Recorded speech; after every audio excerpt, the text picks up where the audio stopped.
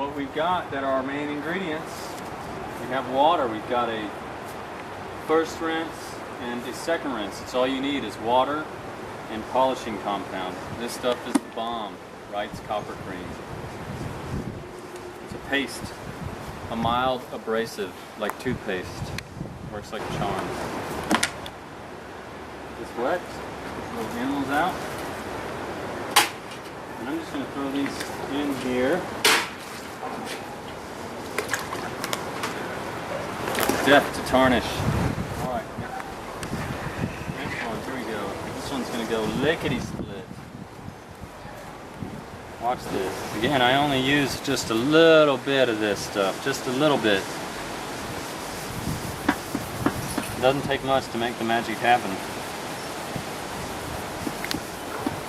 Here we see a bunch of like traces of like some kind of abstract art going on this thing, and that's, again, that's just food being left on there. You gotta wash your stuff at the end of the day. Same thing your mama told you when you were growing up. Wash your dishes.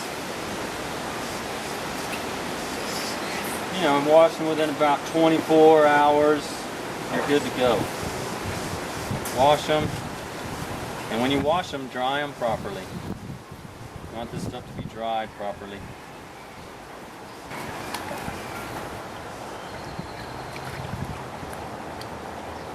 First rinse, first time you always rinse it off in this water, in the dirty water. That water's clean. It's kind of like the way the Japanese take a bath, but backwards. Japanese clean themselves off before they get in a bath. Here you wash yourself off with the dirty water, and then you wash yourself off in the clean water.